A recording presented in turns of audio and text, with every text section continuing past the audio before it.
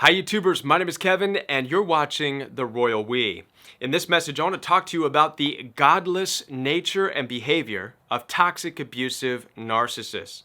Now right off the bat I want to let you know that you do not have to be a Christian in order to receive anything from this message, nor do you have to be a part of any organized religious belief or group. Because the ideas and the principles that I'm going to express to you in this message are aimed at helping you to understand why toxic narcissists are so abusive. And it's going to be able to help you identify who the abusive toxic narcissists are, because let's face it, there are abusive people out there, narcissistically abusive people, who claim to be Christian or who claim to be of a certain faith. Have you not come across these people? I know that I have. So what we're going to do is learn how to take a deeper look into their attitudes, their actions, so that we can see what it is that they truly believe. If this sounds good to you, go ahead and hit the like button right now, and I will continue. All right, so when we talk about the idea and the principle of God, what we're really referring to for the purpose of this message is the existence of something greater than ourselves that lives outside of ourselves and outside of this world. Now, this idea and this principle, what it does is it provides sort of a guide and a compass for our lives and how we live our lives. If we're honest, we would say that there is somewhat of a fear. A fear of what? Well, a fear that whatever we do in this life, our actions and our words, will cause ripple effects, not only in this life, creating consequences for us, but also in the next life. And that's the real scary idea. That's what really keeps us wanting to stay in line and wanting to focus on being the best version of ourselves. So that not only can we receive good things in this life, but the ultimate hope and the ultimate goal is to have riches in the next life. And if that's not there, then at least we know we did the best job that we could, right? So now let's talk about abusive narcissists and how you can identify what they truly believe simply by recognizing their abusive, toxic nature. And within this, you're going to see a complete godlessness, meaning they don't have any belief or understanding outside of themselves at all. So the first thing to consider is that toxic abusive narcissists have no fear of consequences whatsoever. Am I right? Have you not seen this? It seems as though toxic abusive narcissists will cuss at you, call you names, even hit you, start physical fights with you, bully you. They will also damage their own bodies with alcohol, with drugs, with all kinds of horrible things, as if they do not fear any consequences. They don't fear consequences in this life, let alone consequences in a life after this life. The fact that they are so abusive indicates that they do not fear consequences, which means they do not believe in something that's after this life. That's a clear indication. They do not have that fear of God. This is definitely a sign of godlessness. Now then, what follows that is the second thing. So first, there's a lack of fear of consequences. And by the way, they can have behavioral modifications, right, which causes somewhat of a change. So for example, a criminal who gets arrested might think twice before they do the same thing for fear they'll get arrested. Those are immediate fears based on behavioral modification tactics, but that's not the same thing as living with that fear of a God, of wanting and striving to make the best decisions in your life so that you can have good things happen and not experience consequences in the next life or in this life, right? But this brings me down to number two, the second thing. Since there's no fear of consequences, that you and I can agree that narcissists don't understand, they don't see it. The next thing is they also don't have faith and hope.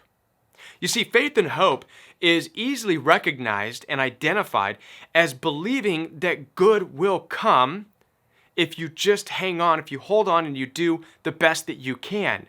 You do the best that you can. You give all that you have into something in effort to see that down the road, through hope, you will receive that good back.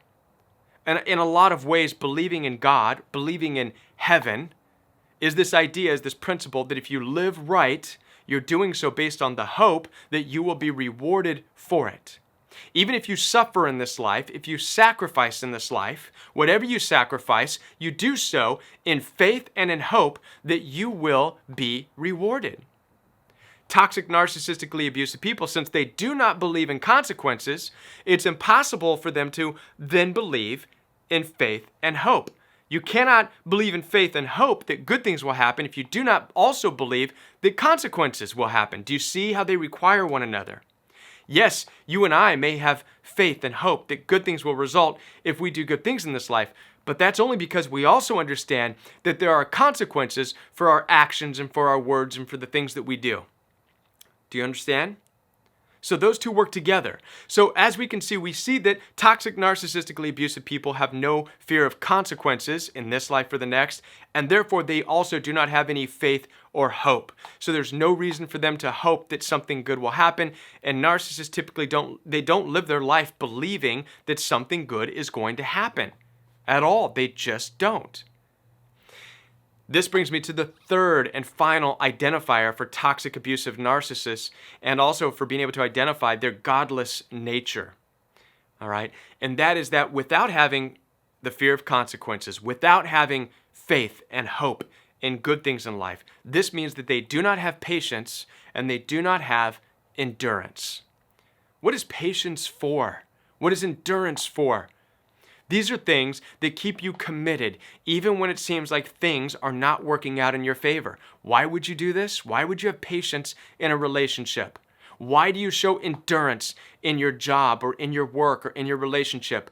Once again, it's so that you can reach that place that you hope for.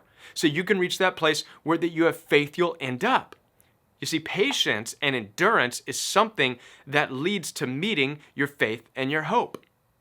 So we've already discussed that toxic narcissists, they fear no consequences, they have no faith, they have no hope, so they have no reason to be patient or have endurance.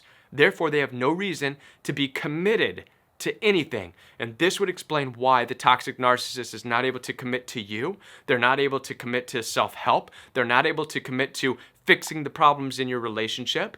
The reason they don't want to commit is because they do not have the patience to do so. They don't have the endurance to do so because they're unable to foresee any faith or any hope that something good is going to come out of their effort. Just the same as they don't fear any consequences will be a part of their life as a result of how they treated you. So now that we've discussed this godlessness of toxic, narcissistically abusive people, let's talk about what is in place of God, or in this understanding that something greater lives outside of yourself, right? What's in that place? Well, there's nothing in that place except just the self. So if you take away all that other stuff, what you're left with is a narcissistically abusive person who is living only in the moment for whatever they can gain at any particular moment. And this is how toxic narcissists live their life. They look for whatever it is they can gain, whether it's beg, borrow, steal, destroy, take. Whatever they can do to take their supply. And it's called supply in the toxic relationship field because it's what they need in order to keep going. You see, they live on a moment-to-moment basis. They need to prop up their ego. They need to fuel themselves in order to feel alive, because they can't feel alive on faith and on hope because there's nothing out there. They don't feel alive because of consequences because there's nothing out there. They don't feel alive because they're able to be patient and endure through long suffering because they cannot. These things don't provide any life for them. What provides life is whatever they're getting at the moment, however they can take it from you. This is why they require nothing but good times or nothing but bad times, because both provide supply for a narcissist. They're either having sex with you or going on a trip and doing something and spending a lot of money that they don't have, or they're fighting with you, and in the fight, they're propping themselves up as this superhero or super strong individual who's crushing you, because that's the only way they can receive supply and power in that moment. This is why even in their fighting, they don't have the patience and enduring to process and hear you out. They don't, because they don't have any faith or hope in your relationship to begin with, nor do they have any fear of losing you or any consequences to begin with. All they're interested in is what is going on at the moment, what you're feeding them at the moment. Narcissists live for the moment, period, end.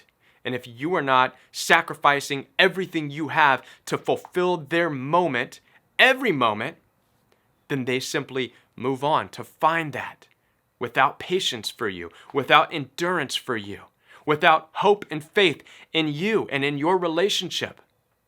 They don't have that.